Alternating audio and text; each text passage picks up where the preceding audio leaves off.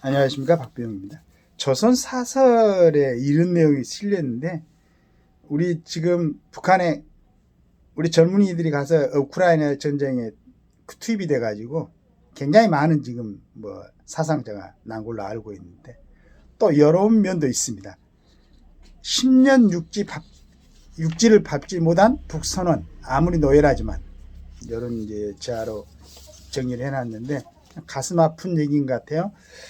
중국 원양 5선을 타는 북한 선원들이 8년에서 10년간 배에서 단 한 번도 내리지 못하고 노동에 시달린다는 증언이 나왔다. 중국 원양 5선에서 일했던 동남아 선원들은 런던에 본부를 둔 환경단체 환경정의재단 인터뷰에서 8년간 땅을 밟지 못한 북한 선원과 일한 적이 있다고 말했다고 뉴욕타임즈가 전했다.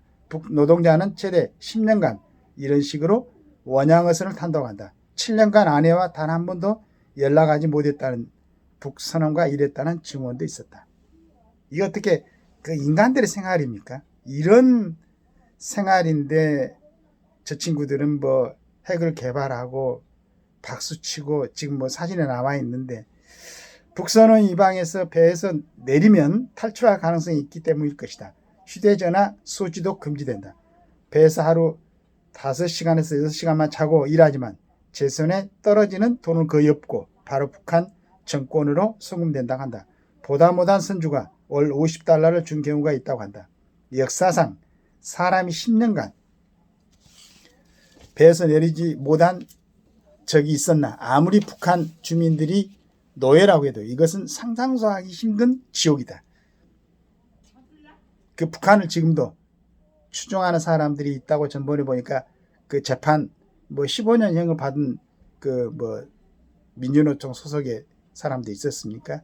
이런 일이 대한민국, 그러니까 북한에서는 그 정권 하에서 이런 일이 이건 어쩔 수가 없죠. 가서 우리가 데리고 오지 않는 이상. 그러나 그런 북한을 두고 지금 이 남한 땅에서 이 온갖 자유를 다 누리면서 대통령까지가 잡아다가 감옥에 넣는 이러한 자유입니까? 그건 나 구분을 못하겠다. 이런 땅에 살면서 지금도 북한에 대해서 연연해하고 추종하는 세력이 있다는 건 좀 우습죠.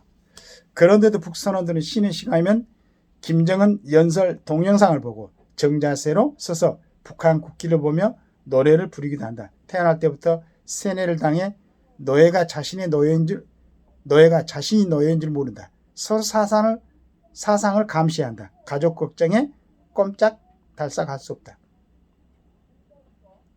옛날에 노예 진짜 고려시대 조선시대 노예들하고 똑같은 거죠.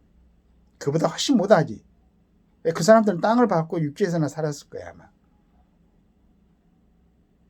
러시아의 건설 노동자는 아침 7시부터 밤 11시까지 하루 16시간 일한다고 했다. 쉬는 날은 1년에 3일 정도다. 다쳐서 일을 못하면 폐물 취급받는다. 러시아 벌목공으로 탈출한 사람은 짐승처럼 살았다고 증언했다.